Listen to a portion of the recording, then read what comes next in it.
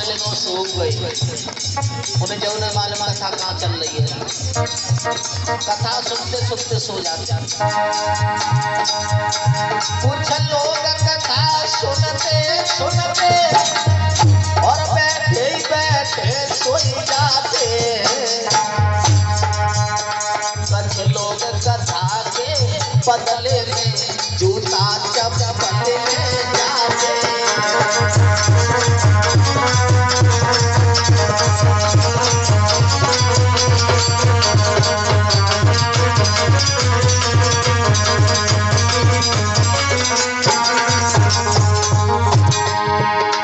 कुछ लोग कथा सुनते सुनते और बैठे ही बैठे सोई जाते। और कुछ लोग कथा के बदले में जूता चप्पल जाते हैं।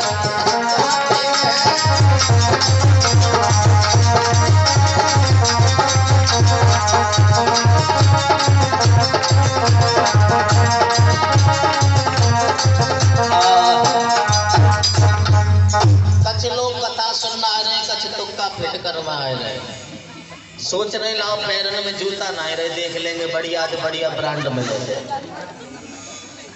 ये बहुत होता है, यहाँ की बात नहीं कर रही, यहाँ तो कोई है ही नहीं ऐसे, यहाँ नहीं। ये गांव देहात में जहाँ हजारों लाखों की भीड़ लगती है ना, वहाँ कथा में, भागवत में या धर्म काम में, भंडारे में ऐसा ही होता है। और माताओं, जैसी तुम सोच बनाओगे, मेरा कहने का मतलब ये है, आप चाहे कभी यात्रा पर जाओ या कभी भागवत सुनने जाओ, आप जैसे विचार लेके जाओगे आपको वही फल मिल जाएगा।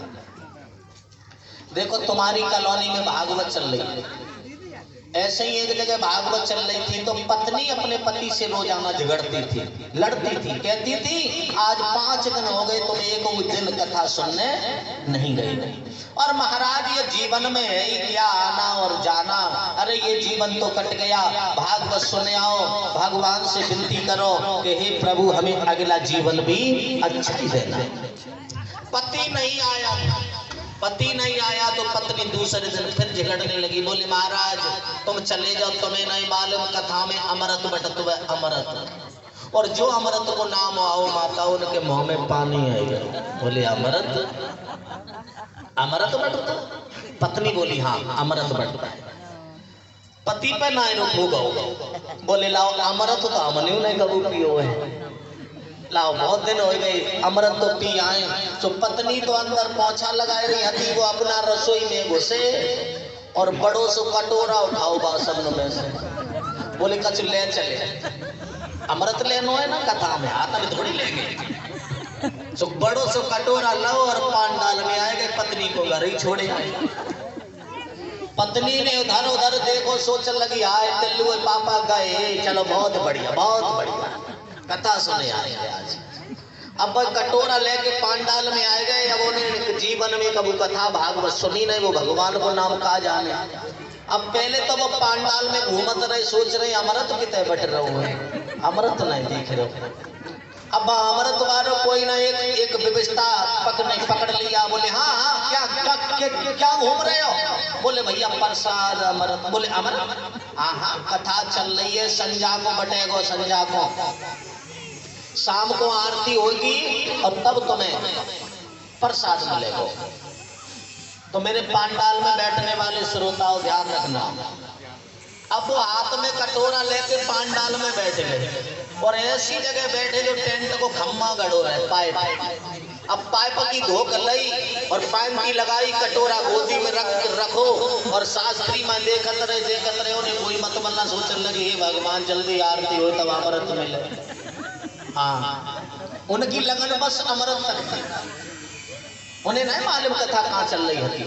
अब वो कटोरा रखे भाई पाइप की देख धोक लई और भाई सोई गई। पूरे दिन कथा चलत रही, बे कटोरा धरे सोबत रही। अब संध्या को आरती हो गई, प्रसाद बट गए, सब लोग अपने घर चले गए, लेकिन मेरी माताओं वो इतने बड़े मूर्ख रहे, उन्हें कहा उन्हें जगह उन्हें खम्मा तक लेते रही, बैठी रही, सोबत रहे। अब पांडाल खाली हो गए, संध्या को बिटलेश्वर महाराज आए। बिटलेश्वर महाराज समझते बिटलेश्वर महाराज कुत्ता, कुत्ता को बोलते हैं बिटलेश्वर महाराज। और कुत्ता को क्यों बोलते हैं? क्योंकि एक बार भगवान विष्णु ने कुत्ता का रूप धारण लिया था। जो आज भी हमारे पुष्कर क्षेत्र में कुत्ता की मूर्ति लगी हुई है, कुत्ता का पूजन होता है। बोलिए बिटलेश्वर महाराज की। अब ये माताओं, कुत्ता की तो बहुत गंदी आदत होती है। अभी ये पांडाल में कुत्ता घूमते रहे और एक कुत्ता वह सेठ के जाना पहुंच गए। अब देखते रहे, भगवान की कृपा ऐसी नहीं, वह कुत्ता ने जरा सा नहीं सोचा और वह कटोरा में कर दी। अब वो तो करके कुत्ता चला गया, लेकिन वो भड़बड़ा के उठा। अब भड़बड़ा के उठा और कटोरा की तरफ नजर करी तो देख तो आधो कटोरा तैयार धरो। बोले हे भगवान। अब वो हाथ जोड़ के बोले, यहाँ के लोग बड़े अच्छे, बड़े ईमानदार लोग हैं। जो हम सो रहे हैं लेकिन व्यवस्था ना बिगड़न नहीं, प्रसाद तो देंगे। तो मेरी माताओं, मेरा कहने का मतलब ये है कि जैसे आप बुद्धि की लगन लगाओगे, जैसा अपना विचार बनाओगे, आपको कोई फल कोई दंड आपको तैयार है। लेकिन ये फिर तुम सोचते रहना कि ये दंड कैसे मिला। दुख और सुख ये दोनों सगे भाई हैं। ये दुख और सुख ये दोनों भाई भाई है। और देखो, भगवान श्री राम को भी नहीं बख्शा इन्होंने। भगवान श्री राम पर भी गए दुख और सुख, भगवान कन्हैया पर भी गए, महाराज हरिचंद पर भी गए। एक भी नारी, एक भी नर, एक भी पक्षी, एक भी जीव ऐसा नहीं कि दुख और सुख ना आए जाए। लेकिन कर्मों से हमें, अगर कर्म अच्छे हैं तो सुख हमारा मित्र बन जाता है।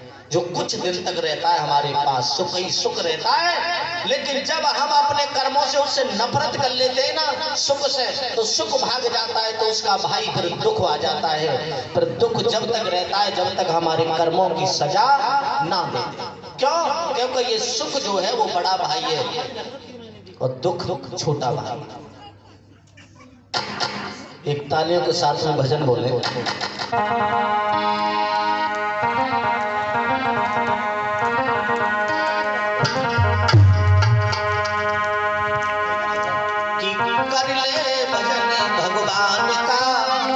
प्रेम से बोलेंगे कि कर ले भजन भगवान का।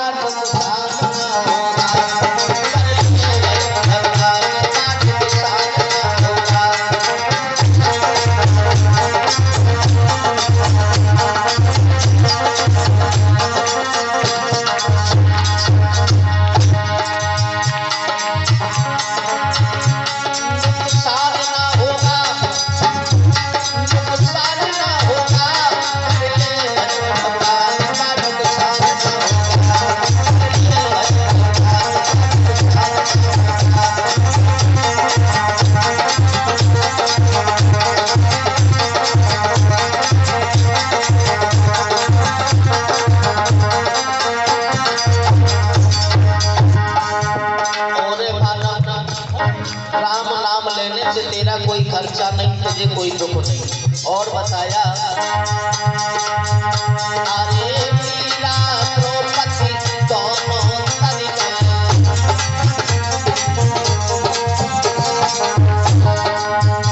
अरे मीरा द्रौपदी दोनों तरी गए।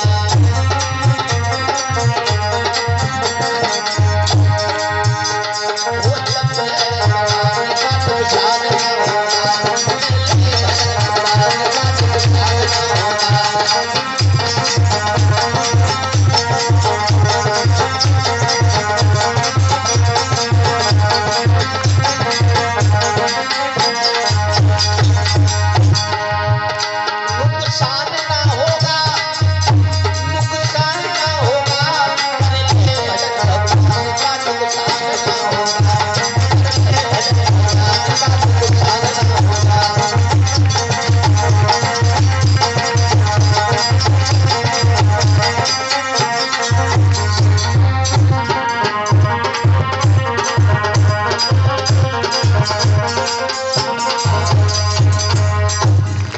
सुखदेव जी बता रहे हैं कि हे राजन परीक्षित, मैया देवकी ने 8वां गर्भ धारण किया।